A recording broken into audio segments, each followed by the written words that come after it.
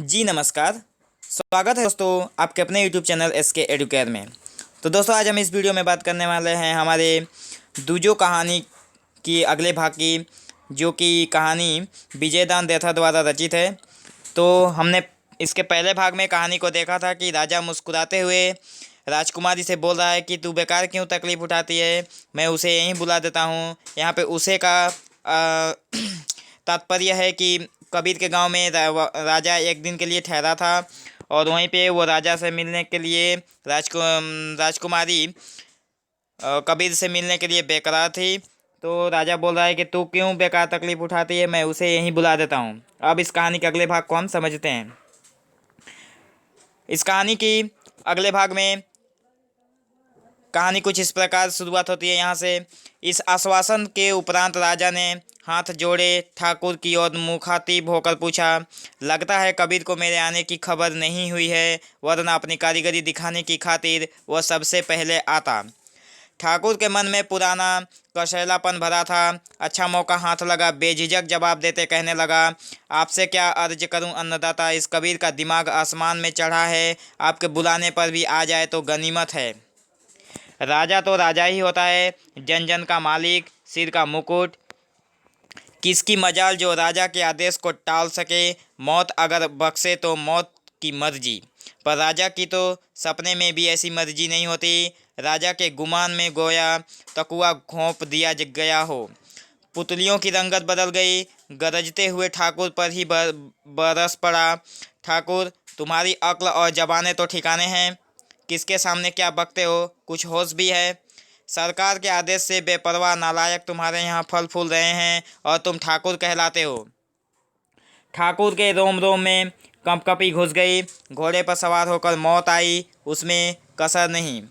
अटकते हुए बहुमुश्किल बोल पाया, अन्नदाता, मेरी तो औकात ही क्या, यह पागल कबीर तो भगवान की भी नहीं सुनता।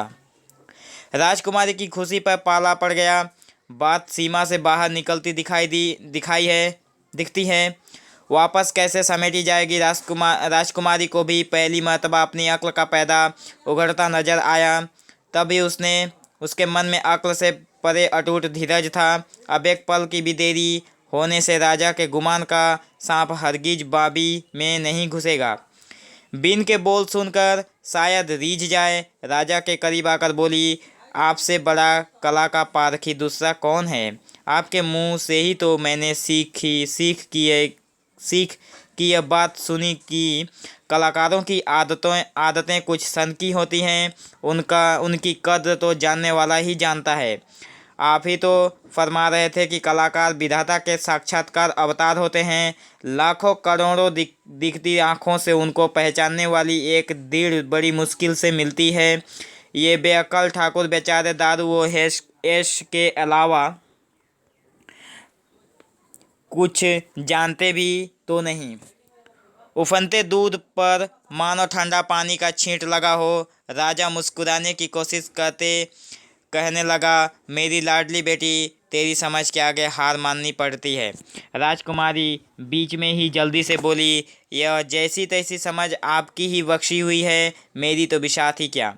राजकुमारी के गालों पर हाथ फेरते राजा कहने लगा, तेरी विषाद का वजन मैं जानता हूँ। तेरा स्वभाव और अंतःश तो ऐसा है कि बेटा बेटी दोनों की कमी पूरी होती है। अगर तू वक्त पर बात नहीं संभालती तो मेरे हाथों कबीर की मौत थी। यह किस तरह का अबूझ है कि राजा के इज्जत कायदे भी नहीं समझता। चल तेरे साथ मैं भी चलता हूँ। तारीफ सुन कर कान पक गए। बेचारे कारीगर का वक्त जाया करना ठीक नहीं। जनता तो राजा की औलाद के समान होती है। वह जब वहाँ चलना ही है तो देरी करने से क्या फ़ायदा। यह बात कहकर राजा आप ही जिस और मुँह था उधर ही चल पड़ा। ठाकुर हाथ जोड़कर लपकते हुए सामने आया और बोला, गरीबन वाज, इधर पधारिए। कबीर की झोपड़ी का यह रास्ता है। राजा ने मुड़कर ताज्जुब से पूछा, झोपड़ी? ऐसे मशहूर कलाकार की झोपड़ी? अपने भले बुरे का तुम्हें होश भी है? इन लांछनों से यह ठिकाना ज़्यादा नहीं टिकने का। जूड़ी के बुखार के मरीज की तरह ठाकुर थर थर काँपने लगा। टूटते सुर में बोला, अन्नदाता, आंखों से देखे बगैर इस सीढ़ी की करतूतों पर यकीन ही नहीं हो सकता। राजकुमारी बात को खत्म करती सी बोली, पर अब देर ही क्या है, जिसकी जैसी करतूत होगी सामने आ जाएगी।